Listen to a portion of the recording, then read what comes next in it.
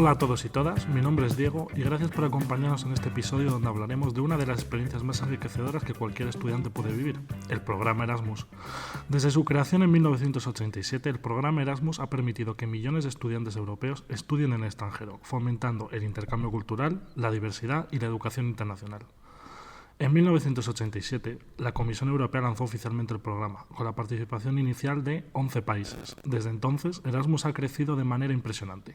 En la actualidad, forma parte del programa Erasmus+, que no solo incluye intercambios para estudiantes universitarios, sino también oportunidades para docentes, voluntarios y profesionales en diversos sectores. Con más de 10 millones de participantes a lo largo de su historia, Erasmus no solo ha transformado la educación en Europa, sino que ha creado una auténtica generación de ciudadanos globales. En este episodio exploraremos cómo surgió el programa, cómo ha evolucionado y qué impacto tiene en la vida de quienes participan. Además, escucharemos testimonios de estudiantes que han vivido la experiencia Erasmus y nos contarán cómo les cambió la vida.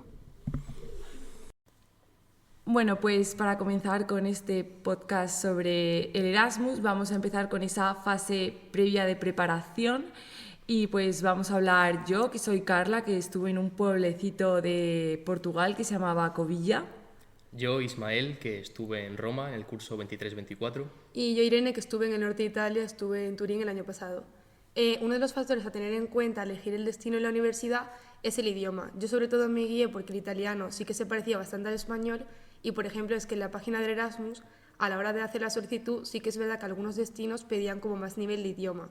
Sí que es verdad que para Italia no se pedía ningún B1, era como opcional. Sin embargo, por ejemplo, Francia sí que los tenía como más obligatorios, el de inglés o el de francés.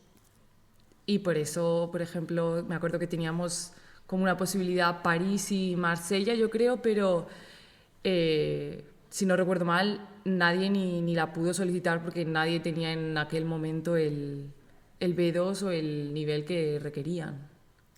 Claro, todas esas cosas son ciertas. Si nos metemos ya en temas de estilo y nivel de vida de las ciudades en las que hemos estado, yo en mi caso, si tenemos que hablar de Roma, en comparación con la ciudad en la que yo vivo, que es Toledo, no tiene nada que ver. Toledo es una ciudad bastante más pequeña en comparación con Roma y la calidad de vida es bastante más cara en comparación no solo con Toledo, sino con España en general. No sé cuál es vuestra opinión sobre esto.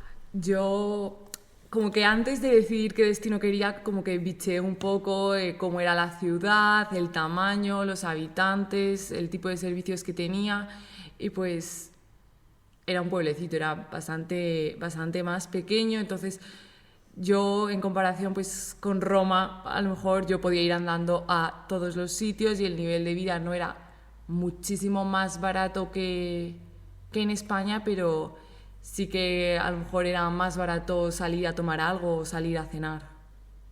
Vale, en cuanto a los términos de monedas y este tipo de cosas, si son países de la Unión Europea, pues tenemos claro que en muchos casos pues no va a hacer falta cambiar las monedas a las monedas del país de destino porque prácticamente todos los países tienen el euro. Si hablamos de tarjetas de crédito, tenemos una opción muy sencilla que creo que todos conoceréis, que es la tarjeta Revolut, que es una tarjeta que podéis sacar tanto de forma física como forma digital a través del móvil y que os va a suponer, la verdad, que una salvación para vuestro Erasmus y os va a facilitar mucho vuestro nivel de vida.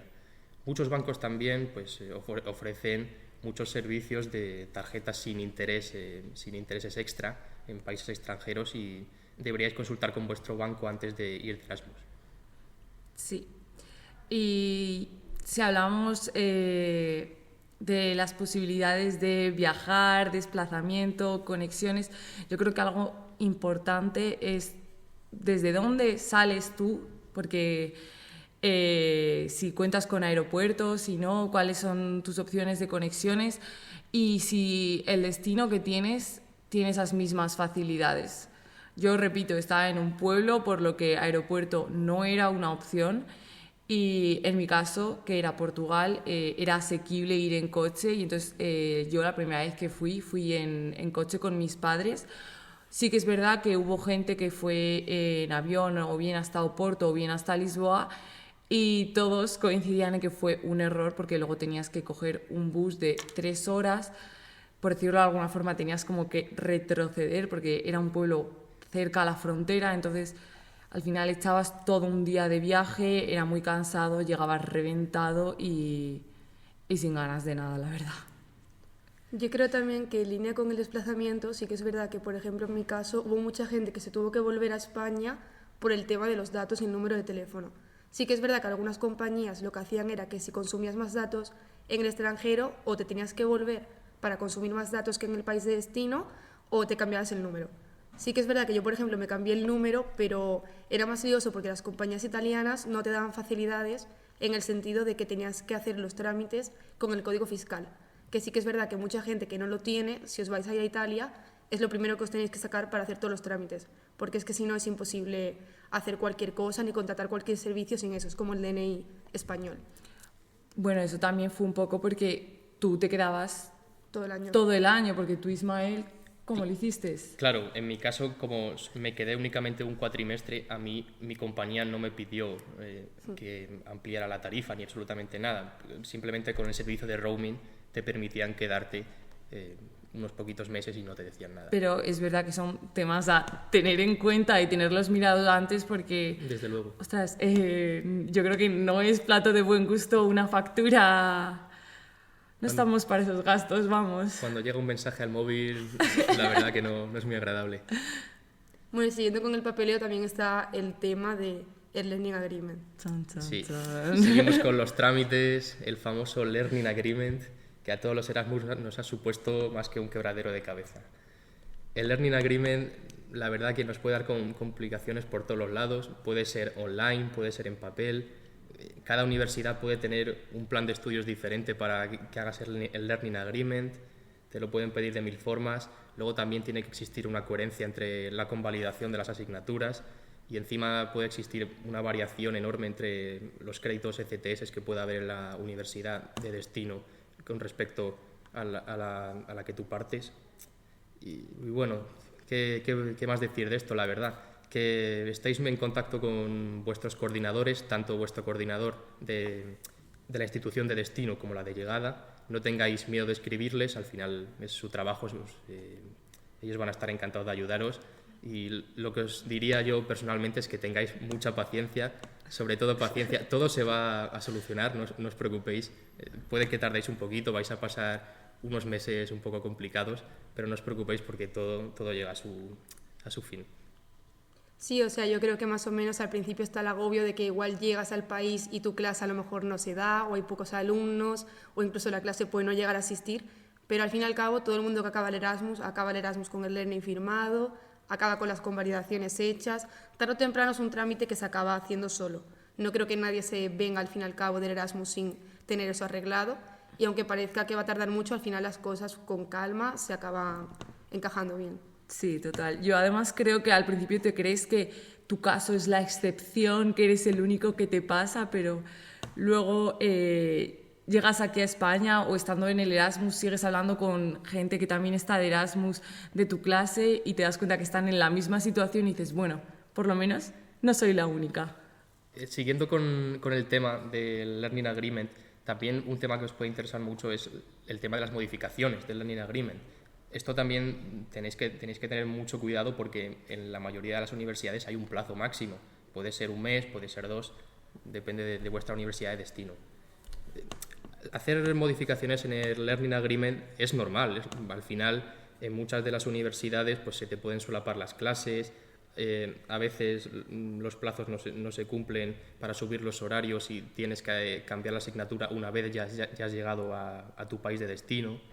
Entonces, no os preocupéis porque podéis hacer modificaciones sin problema. Lo único, vigilad las fechas que tenéis de máximo tope para modificarlo.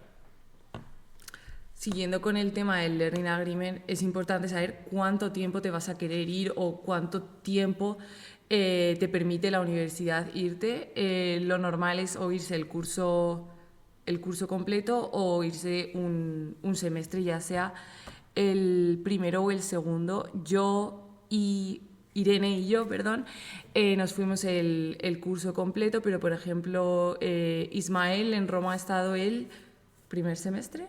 Primer semestre.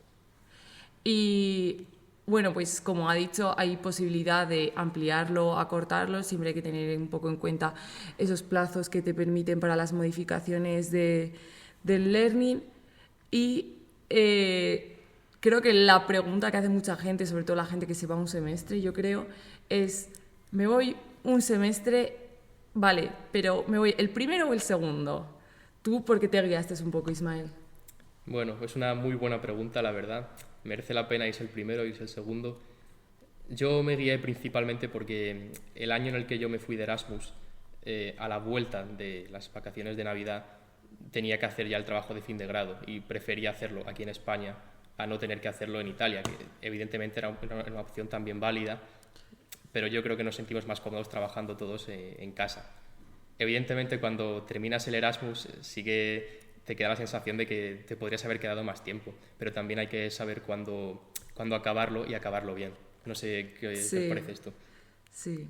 Yo por una parte creo que está también el hecho de que mucha gente en el primer cuatrimestre hace más piña, hace más planes, y cuando llegas en el segundo cuatrimestre y quieres hacer algunas cosas, la gente te dice que esas cosas ya las ha visto y que igual prefieren estar como más tranquilos. Sí, como que no están tan animados a lo mejor. Yo creo que los primeros meses, cuando te quedas todo el año sobre todo, cuando llegas no conoces a nadie, tú sientes la necesidad de salir, conocer, y estás como súper activo, y a lo mejor en el segundo ya estás un poco más acomodado, no sientes esa necesidad, y claro, llega la gente nueva que tiene la necesidad que tú tenías en septiembre o octubre. Pero no sé, yo he conocido gente que se ha ido el segundo semestre y se la ha pasado también verdaderamente bien. No creo que sea malo, pero sí que estoy de acuerdo con Ismael, que hay como que tener en cuenta y ser consciente de lo que tienes a la vuelta en casa. Vaya, en este caso pues sean prácticas, TFG, alguna asignatura pendiente de otro año, no sé. Eso es. Si os podéis ir el año entero, si os lo podéis permitir, perfecto, va a ser una experiencia muy buena, pero hay que ser consecuentes también con lo que tenéis a la vuelta, no hay que olvidarlo. Vamos a dar paso a otra sección que es Vida Erasmus y Experiencia Real. Yo soy Miriam y estuve en Katowice, cerca de Cracovia, en Polonia. Y yo soy Gerardo y estuve en Nápoles, al sur de Italia. Lo primero de todo que vamos a hablar es la barrera del idioma. En mi caso, en Polonia, pues evidentemente se habla polaco y el inglés no es que frecuente mucho las calles. Cuando estaba visitando cafeterías o supermercados, la gente no habla inglés en su día a día, entonces hay que adaptarse y aprender un poco las muletillas como para defenderte un poco en tu día a día de hola, ¿qué tal? Muchas gracias, con tarjeta, por favor, en los supermercados. Sí. Y bueno, también es verdad que la gente joven suele hablar más inglés que la gente mayor. ¿Cómo lo viviste tú esto, Gerardo? En mi caso fue, yo creo que probablemente bastante más sencillo, porque yo al estar en Italia, el italiano es un idioma bastante parecido y por lo menos en el sur hablan muchísimo español. Les encanta, han viajado mucho a Madrid, Barcelona y es muy fácil comunicarse con ellos. Pero sí es cierto que el inglés, no sé por qué, pero no es un idioma que no les hace gracia. Entonces prefieren hablarte en español o en italiano que tratar de hablar en inglés, aunque sepan algo. Ah, ¿en español también entonces? Sí, ellos prefieren hablarte en español que en inglés. O sea, me pasó en la universidad que intenté hablar en inglés porque como el italiano tampoco lo manejaba bien, pues es como la lengua así, una lengua universal. Y no me dijeron que por favor que no, que en español o en italiano, pero que en inglés por favor que no, porque no les gusta. En la universidad, en mi caso, los estudiantes con los que iba a clase, pues evidentemente el inglés perfecto, y también recibían clases de español. Entonces, a veces, pues para hacer un poco conversación y practicar su español, se ponían a hablar español con nosotros. Y la experiencia también de la gente local normalmente suelen ser bastante abiertos. Los polacos es verdad que tienen fama de ser un poco fríos y que sonríen poco, eso es lo que se dice desde fuera, pero luego en general sí que eran bastante abiertos y cuando pedías instrucciones de cómo llegar a algún sitio se ofrecían a ayudarte. Genial, sí, sí. En mi caso también, o sea, al ser una cultura similar a la española, siempre que tenías algún problema o que te surgía cualquier cosa, intentabas hablar con algún italiano y siempre te iban a ayudar o iban a intentar buscar una respuesta o acompañarte a cualquier lugar a hacer un trámite, o en el supermercado también te ayudaban. O sea, que en ese sentido muy, muy parecido. Y en cuanto a choques culturales, ¿qué diferencias crees que hubo entre...? Bueno, quizá lo mayor, el tráfico. ¿Vale? O sea, muy distinto a España. Los pasos de cebra no existen prácticamente y los que existen no se respetan. Señales de tráfico igual. En el caso de Nápoles, que sé que esto no ocurre en otras partes de Italia, pero veías un montón de motos, varias personas en la misma, o sea, a lo mejor 3, 4, mucha gente sin casco, entonces muy diferente en ese sentido. Fue algo que me impactó mucho. ¿Tuviste que conducir cuando estuviste ahí? No. No tuve ese privilegio, pero algún amigo sí cogió alguna moto o algún coche para hacer algún tour por la zona costera y me comentaron que era curiosa la experiencia. Ya. En Polonia lo que me chocó, también relacionado un poco a lo que decías tú, es que las normas en cuanto a seguir pasos de cebra, por ejemplo, en Polonia te multan si te saltas un semáforo en rojo. Entonces hay que tener mucho cuidado y también recomendaría leer un poco sobre las infracciones que son ilegales en el país donde vas, porque hay que tener mucho cuidado con eso. En España pues podemos estar acostumbrados a unas cosas y luego ir a otro país y de repente te pongan una multa por algo que tú no sabías que era ilegal. Sí. Yo conozco varios de mis amigos o compañeros que han recibido alguna multa por saltarse un semáforo en rojo. Ostras. Entonces hay que tener cuidado y investigar qué ilegalidades hay en el país de destino. Ahora vamos a introducir la cuestión del alojamiento, que en mi caso fue algo problemático, ya que al estar en Italia mi intención era ir a un piso, porque las residencias en Nápoles no es algo que abunde y prefería, ya que vengo de vivir en piso aquí en Toledo, prefiero vivir una experiencia similar. Pero tuve varios problemas. Primero nos estafaron, o sea, cogimos el piso con una organización similar a la SN, se llama Erasmus Generation, lo digo por si acaso. Hay que tener cuidado con esa organización. Y luego tuvimos otro problema con otro piso que lo conseguimos, estuvimos allí viviendo un par de días y entraron ocupas al edificio, entonces nos tuvimos que mover obviamente. Y finalmente tuve que optar por la opción de la residencia, compartí habitación con otro chico y bueno, la experiencia fue buena. La residencia se llama Na Residenza, por si acaso alguien va a Nápoles y le interesa. Y nada, al final pues recomendable la residencia. ¿En tu caso? Hay que andarse con mucho cuidado, ¿no? Sí. En estas cosas. Sí, sobre todo en Italia yo creo que predomina la estafa, hay que tener cuidado en ese sentido. Tengo algún conocido más que, por ejemplo, en Bari tuvo un problema con un piso, o en Nápoles también conocía más gente que le ocurrió esto con la organización de Erasmus Generation o simplemente con algún particular. Ya. También igual lo que podríamos recomendar es hablar con estudiantes que ya estuvieron en esa ciudad e igual pasar el contacto de los pisos que se sabe que existen realmente, Sí. Para no tener que pasar por el mismo proceso por el que pasaste tú. En mi caso la verdad es que no me costó nada porque hice eso, pregunté a compañeros que ya habían estado ahí y en Katowice lo que hay es una residencia privada que se llama Basecamp y es como una residencia de lujo porque tiene habitaciones individuales de varias categorías con baño privado y luego tiene un montón de salas comunes que son una fantasía, porque hay salas de cine, para jugar al futbolín y estas cosas. Entonces fue bastante de lujo. También hay otra opción que son las residencias que ofrece la misma universidad, que normalmente suelen ser más baratas y también más accesibles en cuanto a ponerse en contacto a través de la universidad, Sí. Y no pasar por el proceso de tener que buscar un piso Sí, desde por tu cero, cuenta. claro. Hay que buscar también dónde están situadas esas residencias, porque en mi caso las residencias que ofrecía la universidad estaban en las afueras de la ciudad. Entonces, claro, si tienes que transportarte de la residencia a la ciudad, pues al final para ir cada día a la universidad tienes que contar con ese tiempo de trayecto. Sí, sí, sí. Yo me gustaría puntualizar esto último que ha dicho Miriam, y es que en mi caso yo estudiaba, mi universidad se encontraba en Caserta.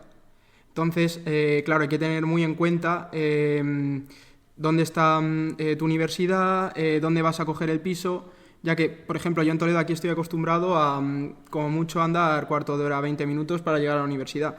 Pero en este caso tenía que coger un tren, un cercanías, por así decirlo, y tardaba una hora en llegar a la universidad. O sea, que es algo que hay que tener muy en cuenta. La distancia a los lugares al final en los que vas a estar. Sí, sí.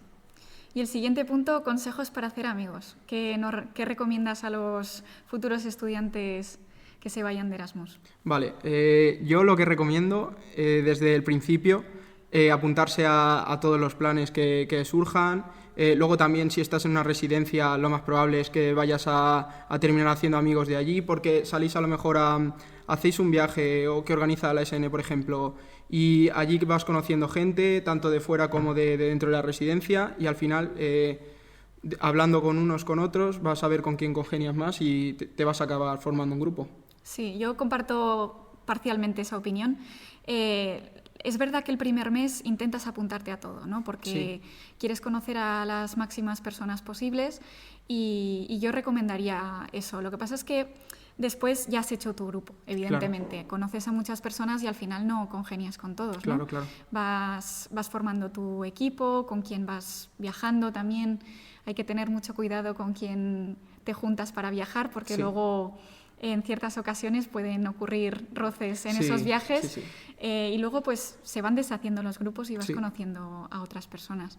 En cuanto a ayudas, SN, la Erasmus Student Network, es una organización que facilita muchas actividades y promueve mucho el conocer a gente. Y luego, pues evidentemente las fiestas también son una oportunidad para conocer a más gente. Bueno, Irene, ahora nos toca hablar de otro gran tema sobre el Erasmus, el equilibrio entre el estudio y la fiesta. ¿Es cierto que el Erasmus es solo fiesta o cómo lo ves tú? Creo que es realmente las dos partes. O sea, creo que también hay mucha fiesta, pero también hay que saber dónde se está. Porque sí que es verdad que depende mucho de cada país, de cada sistema. Hay que ir más a clase, menos a clase, pero sí. Yo creo que casi todo el mundo que se va a Italia suele salir mucho de fiesta, porque allí la fiesta es como en España. En España estamos acostumbrados a salir mucho y es verdad que los italianos también nos siguen bastante bien el ritmo de cerca. ¿Tú cómo lo viviste, la fiesta allí? Bueno, la verdad que la fiesta tenéis posibilidades, al menos en nuestro caso, que hemos estado en Italia, hay posibilidades de salir de fiesta todos los días, de lunes hasta domingo. O sea, eso no os va a faltar si queréis. Pero evidentemente cada uno tiene que ser responsable con uno mismo y saber cuál es su límite tanto de salir de fiesta para luego ser responsable e ir a clase. ¿Cuál es el límite que os podéis poner para una cosa y otra? Creo que también es muy guay el hecho de que cuando viajas a los demás países también encuentras a la misma gente, en la misma situación que tú, mucha gente Erasmus, mucha gente de la misma edad, mucha gente que le encanta salir, y vayas al país que vayas que hace este programa, siempre hay fiestas para los destinos Erasmus, que igual son discotecas o sitios a los que no van los que son de allí, los nacionales, pero sí que es verdad que se junta gente muy guay. Y yo he conocido bastante gente de fiesta en otros países, incluso me he encontrado con gente de la UCLM en otros países, como me los encontré en Budapest, Y es que es increíble, te encuentras a mucha gente, conoces a mucha gente y es tan guay porque todo el mundo está viviendo lo mismo que tú a su medida, o sea que me parece chulísimo. Pero sí que es verdad que eso, hay que tener en cuenta que no todo es la fiesta, también se pueden hacer otros planes, como por ejemplo salir a tomar algo, pero sí, fiesta hay en todos los sitios y además que se promueve la fiesta. Sí, eso es verdad lo que has dicho, te tengo que dar la razón, la verdad. Las fiestas principalmente están diseñadas por organizaciones que lo adaptan a los Erasmus. Tú cuando ibas de fiesta durante el Erasmus, principalmente te encontrabas con otros Erasmus y sobre todo gente española. Era muy difícil encontrar gente local como tal. Si tú querías ir por tu cuenta a una fiesta tenías que buscártelas de otras maneras. Sí, la verdad, además también el tema del requetón, mucho requetón, nos ponían todo el rato, es que allí se llevaba mucho. Luego también siguiendo un poco esto, el tema de estudio, porque claro, es complicado, porque venimos a estar acostumbrados al estudio en la UCLM o las universidades españolas, pero te quería preguntar si te han dado facilidades, adaptaciones, a lo mejor de temario, o los profesores, al ser Erasmus, que si te han facilitado algo. Uh-huh. Bueno, imagino que en este caso... tu caso y el mío serán similares, pues hemos estado en el mismo país, la verdad. Yo he de decir que personalmente creo que he tenido un poco de mala suerte, pues justo a la facultad a la que iba yo no había muchos Erasmus, la verdad. No éramos una gran cantidad, honestamente. Entonces los profesores no adaptaban tanto las clases para nosotros, era más nosotros teníamos que adaptarnos a ellos. Y quizá por eso pues, se me haya podido suponer una complicación, pero... no hay nada que no pueda solucionar poniendo un poco más de esfuerzo o yendo más a clase. Lo único que tuve que hacer fue aplicarme más y ir más días a clase. ¿Tú has tenido algún problema? ¿Qué te ha pasado? Yo creo que en mi caso era más fácil porque no había tantos Erasmus, pero era una ciudad que recibía bastantes. Y sí que es verdad que mucha gente de sociales, lo que diferenciaba a Turín de, por ejemplo, Toledo, era que podías hacer muchas asignaturas de diferentes carreras. Entonces, por ejemplo, sí que había asignaturas más flexibles y, por ejemplo, en lugar de un examen, pues te hacían un trabajo o una presentación y son cosas a las que igual aquí en Toledo no estamos tan acostumbrados. Entonces era muy guay porque los profesores se interesaban por la cultura de España o querían un trabajo de cómo iba la economía en España, como que mostraban interés y te daban como un tema que sabían que tú podías defender fácil porque era lo que conocías y de verdad es que se hacía bastante ameno. Sí que tuve trabajos y también exámenes, pero la verdad es que estaba guay el combinarlo, porque era una semana en la que tenías trabajos y exámenes. No tenías que estudiar tan a piñón, pero sí, tenías que seguir estudiando y preparándote las cosas. Porque luego sí que es verdad que los profesores se sorprendían de lo bien preparados que vamos los españoles allí. Sí que es verdad que aquí en España la educación, la universidad se trabaja mucho y sí que es verdad que eso se notaba muchísimo allí en Italia y lo valoraban muchísimo a los españoles. Luego el tema de los exámenes, ¿cómo eran tus exámenes? Porque tengo entendido que eran orales algunos. Los exámenes en Italia es un tema al que tenemos que hablar porque son principalmente en formato oral. Imagino que en tu universidad también sí, predominaban bastante. Me has dicho que también tenías trabajos. Sí, sí. En mi caso principalmente eran exámenes. Teníamos en el mismo mes, a lo mejor teníamos diferentes fechas para apuntarnos al mismo examen, por lo general 3 de forma ordinaria, y tú podías hacerlo las veces que quisieras hasta que consiguieras aprobar o con la fecha que te viniese bien. También durante el curso, no sé si a ti también te pasó, teníamos exámenes parciales para poder liberar la asignatura, que me parece que se llamaban... Preapelos. Preapelos, exactamente. También tenemos que decir el sistema de puntuación de los exámenes. A diferencia de en España, que es sobre 10, en Italia es sobre 30, y a diferencia de lo que mucha gente podría pensar, el 5 no es un 15, el 5 es el 18. Y por lo que se ve está bastante mal visto sacar un 18 en este país. Sí que es verdad que está mal visto, sí que tenemos nosotros los españoles a decirla como una frase de un 5 son 6 créditos, pero allí no. Allí es como distinto, porque para ellos el 18 es como la nota peor que tú puedes sacar, ni siquiera lo consideran como un buen aprobado. Aquí igual ves un 5 en las notas y sí que es verdad que si se te da mal la asignatura te puedes llegar a alegrar. Pero yo, por ejemplo, allí he llegado a sacar 18, 20, te diría que incluso 22, y me han propuesto repetir el examen o me han dicho, no, pues te pongo un 19 por intentarlo, porque allí ven el 18 como lo peor que le puede pasar a un estudiante. Y yo sí que es verdad que tengo recuerdo de que nosotros los 18 lo celebrábamos como si fuera el 5 más a gusto que hemos podido tener, porque es verdad, al ser oral muchos los hacíamos en inglés, pero luego le cogían más gusto a hacerlos en italianos, porque sí que valoraban mucho que tú te esforzaras a aprender su lengua y encima explicárselo. Lo tenían súper buena estima que nosotros habláramos su idioma. Sí, eso es totalmente cierto. Los profesores apreciaban mucho que hicieras el esfuerzo de intentar hablar en su idioma. Luego, algún profesor después del Erasmus me ha escrito y me apreció el esfuerzo que hice por hacer los exámenes en oral en italiano. También, en cuanto a la asistencia, Irene, perdona que te corte, en muchos casos se habla de que la asistencia a clase en el Erasmus no es obligatoria. Cuéntanos un poco sobre tu caso. ¿Era obligatoria? ¿Era voluntaria? ¿Cómo era? yo creo que depende también de la asignatura y del profesor. Sí que tuve asignaturas en las que era obligatoria, pero la mayoría de las veces era voluntaria. Es un poco, muchas veces depende de la universidad y del país. Pero sí que es verdad que los italianos, muchos de ellos ni iban a clase y sí que íbamos los Erasmus. Es lo que te decía antes, ellos valoran mucho el verte la cara, el verte que pones la intención, incluso si no haces un examen que está perfectamente o que esté de 18 o de 20, solo por esforzarte a ir a clase te lo suelen pasar, digamos, un poco la mano por ahí si vas a clase. ¿Tú tenías que ir a clase? No, yo no tenía que ir a clase, mis clases eran únicamente recomendables.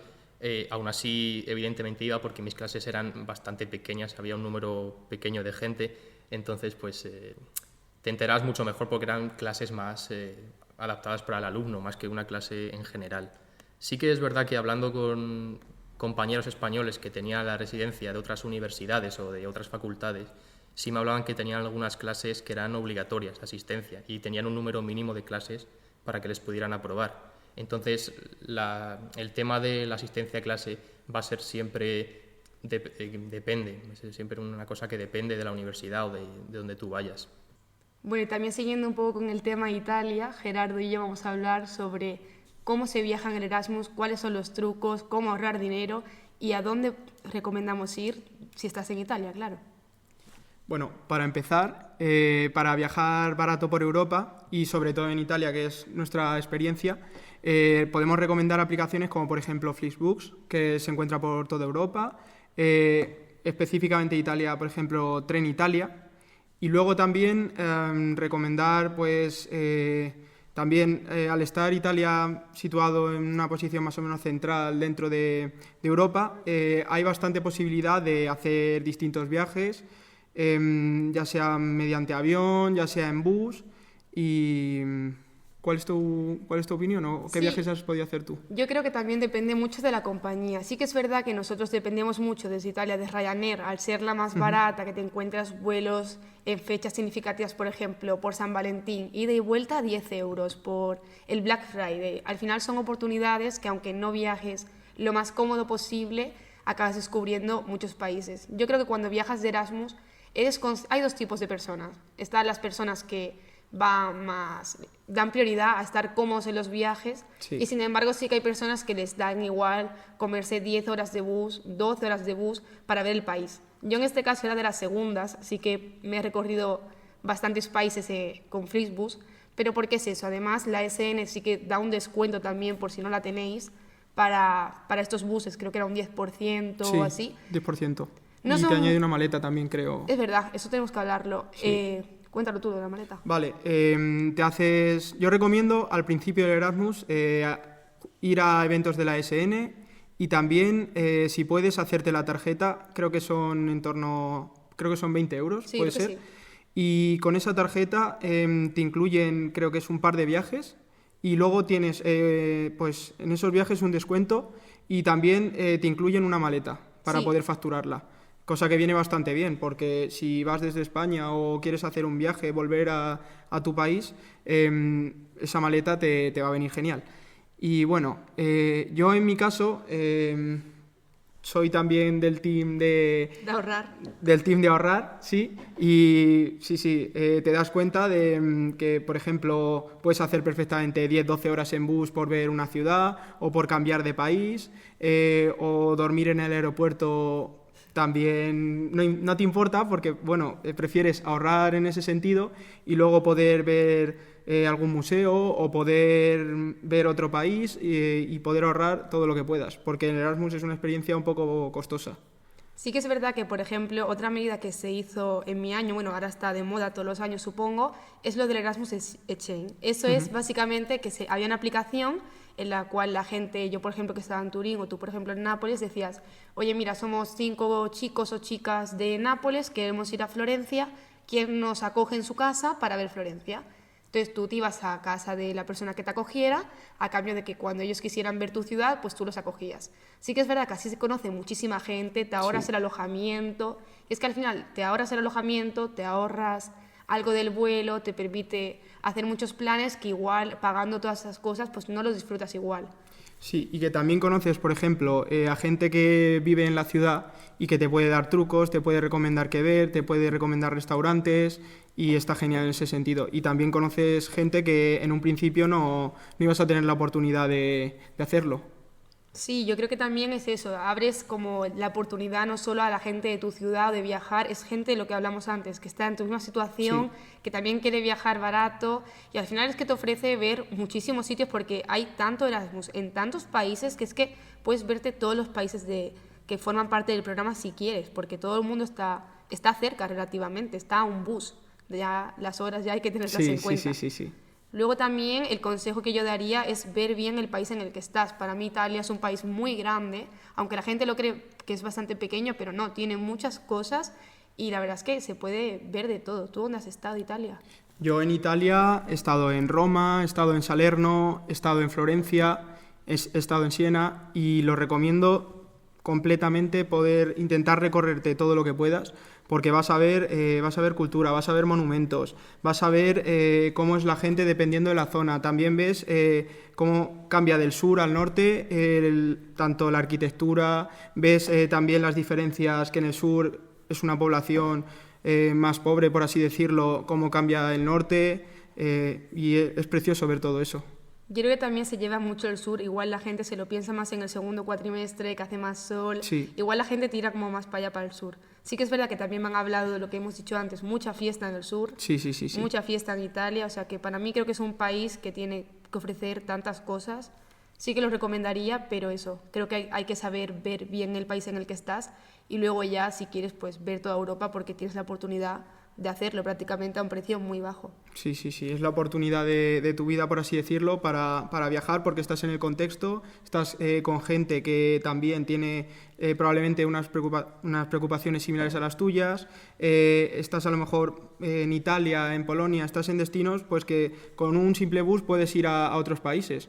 Entonces, ya que tienes esa oportunidad, aprovéchala porque te das cuenta saliendo a otros lugares cómo vive la gente, qué lenguajes utilizan, y eso es muy enriquecedor. Por último, vamos a hablar de después del Erasmus, ¿qué? ¿Verdad, Carla? La pregunta que tenemos cuando se finaliza esta etapa en la que has estado disfrutando de las amistades, de viajar, ¿qué pasa después del Erasmus? ¿Y ahora qué? ¿Y ahora cómo vuelvo yo a mi vida normal? ¿Vuelvo a mi universidad con esos amigos con los que no he estado durante un año? ¿Habrán olvidado de mí? Bueno, pues lo primero yo creo que hay que decir que la experiencia Erasmus es muy enriquecedora. Sí. Tanto en lo personal como yo creo que en lo profesional también, vaya.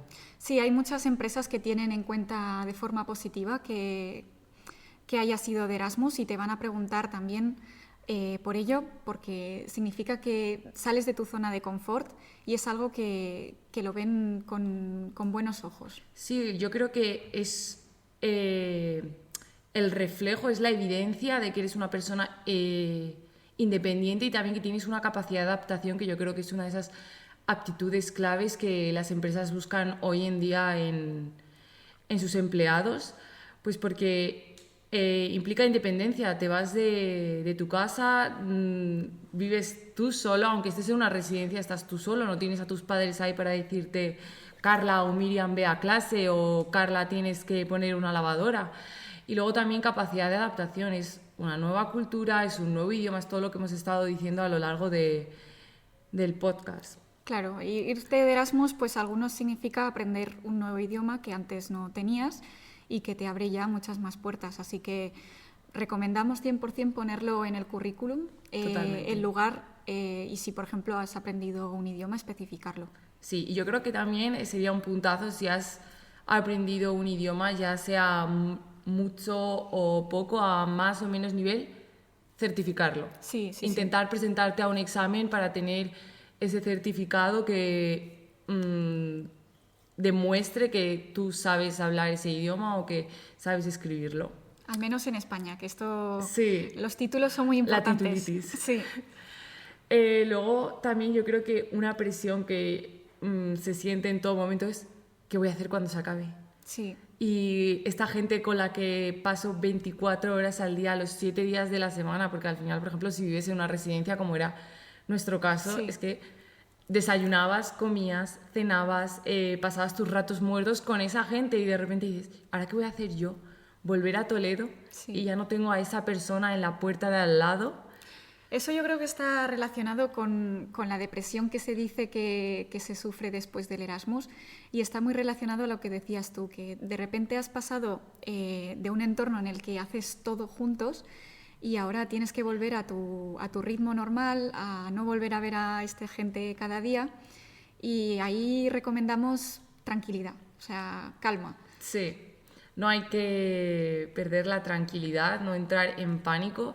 Yo creo que si has sido capaz de mantener esa relación durante los meses que ha durado tu Erasmus, ya sea un semestre o un curso entero, yo creo que si de verdad es una buena amistad, vais a ser capaces de mantener en la distancia.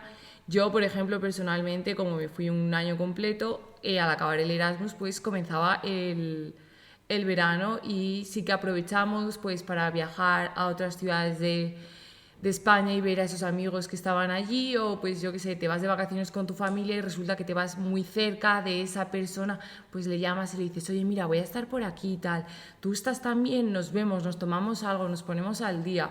Y yo creo que al final esos pequeños momentos se hacen especiales y sigues valorándolos mucho a pesar de no verlos día a día, y por eso ese café que te tomes con esa persona, esas horas que pases juntos, las vas a vivir más, no sé. Sí, sí, y también que al final el Erasmus es como algo especial y que tampoco pasa nada si después del Erasmus se pierden amistades. Quiero decir, estamos en un momento de nuestras vidas en el que hacer amigos y luego no hablarte sí, es normal. Desafortunadamente, sí. Y que la amistad también es algo que se tiene que trabajar, que Exacto. la distancia lo va a hacer más difícil, pero al final si aprecias esa amistad vas a hacer un esfuerzo por Vas a mantenerte hacerlo, en sí. contacto con ellos. No, y yo creo que aquí, personalmente, para mí, yo creo que es clave no compararte con los demás. No compararte con otra gente que se haya ido de Erasmus, porque tú en redes sociales ves esa gente que se va de Erasmus, ¡buah, mi familia!, no sé qué. No te compares, no compares si tu experiencia no ha sido exactamente igual, porque probablemente lo que estés viendo en redes tampoco sea la experiencia completa. Entonces, no te frustres Sí. por no estar viéndote o no estar hablando todos los días por mensaje como hace otra persona. Sí. O sea, yo creo que al final esas comparaciones... O sea, la tecnología ha hecho mucho bien pues, para mantenernos en comunicación y demás con nuestros amigos, pero en ese aspecto yo creo que también te hace sentir más presión a la hora de compararte y las expectativas que Sí. llevas.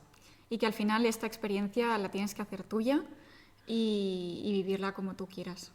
Totalmente. Yo creo que, como hemos podido ver a lo largo de todo el podcast, todos hemos coincidido en algunas cosas, en algunos aspectos estábamos de acuerdo, pero en muchos otros cada uno ha tenido una experiencia personal única, y yo creo que eso es parte de la esencia del Erasmus, que vas con una idea común, pero hay que dejarse un poco fluir. Eso es.